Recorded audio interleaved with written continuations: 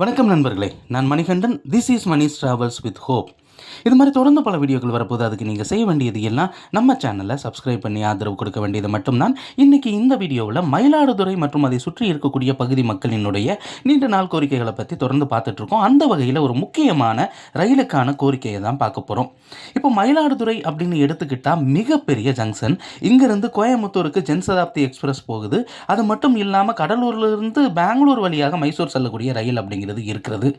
கேரளாவுக்கு போகணுன்னா மயிலாடுதுறையிலிருந்து ஏதாவது ட்ரெயின் இருக்கா அப்படின்னு கேட்டால் நிச்சயமாக இருக்குது. எந்த ட்ரெயின் அப்படின்னு தானே கேட்குறீங்க?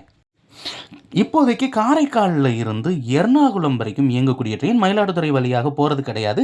இந்த ட்ரெயினை பிடிக்கணும் அப்படின்னா மயிலாடுதுறையிலிருந்து நம்ம திருவாரூர் நோக்கி போகணும். ஆனால் ஒரு ப்ரொபோசல் அப்படிங்கிறது இருக்கிறது.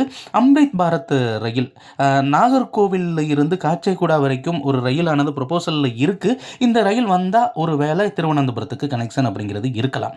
ஆனால் இதை தவிர்த்து வடக்கு கேரளா மற்றும் கர்நாடகாவின் முக்கியமான மற்றொரு தலைநகரமாக இருக்கக்கூடிய மங்களூருக்கு ட்ரெயின் இருக்கா அப்படின்னு கேட்டால் வாய்ப்பே கிடையாது.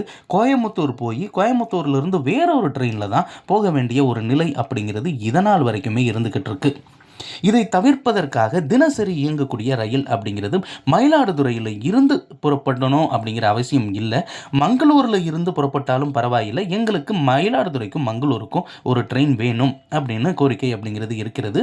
இதற்கான வழி அப்படின்னு பார்த்தோம் அப்படின்னா மயிலாடுதுறையிலிருந்து புறப்பட்டு கும்பகோணம், தஞ்சாவூர், திருச்சி, திருச்சியிலிருந்து கரூர், ஈரோடு, திருப்பூர், கோயமுத்தூர், பாலக்காடு, சோர்னூர், கோழிக்கோடு வழியாக மங்களூருக்கு ஒரு ரயில் இயக்குனாங்க அப்படின்னா நிச்சயமாக இன்றைக்கி நீங்கள் பார்த்தீங்கன்னாலும் வடக்கு கேரளாவிலிருந்து நிறையா பேர் தஞ்சாவூர், கும்பகோணம் இந்த பகுதிகளுக்கு சுற்றுலாவுக்கு வருவதை வாடிக்கையாக வச்சுருக்கிறாங்க. அப்படி இருக்கிறதுனால நம்ம இங்கேருந்து மங்களூர் போகிறதுக்கும் மங்களூரில் இருந்து மயிலாடுதுறை வருவதற்கும் இது ஒரு பயனுள்ள ரயிலாக இருக்கும்.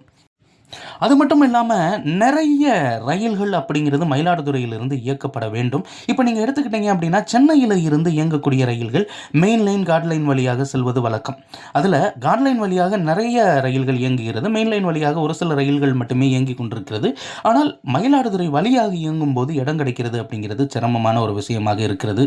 முக்கியமான ஜங்ஷனில் இருந்து நிறைய ரயில்கள் இயங்கினா மட்டும்தான் அதிகப்படியான மக்கள் பயணிப்பதற்கும் வசதியாக இருக்கும், சுற்றுலா மேம்படும். அது மட்டும் இல்லாமல் தொழிலும் பெருகும், அதிகப்படியான வருமானம் அப்படிங்கிறது நிச்சயமாக ரயில்வேவுக்கும் கிடைக்கும்.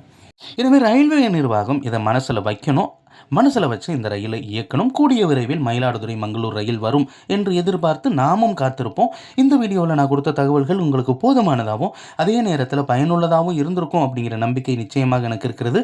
இந்த தகவல்கள் நம்முடைய நண்பர்களையும் சென்று சேரணும்.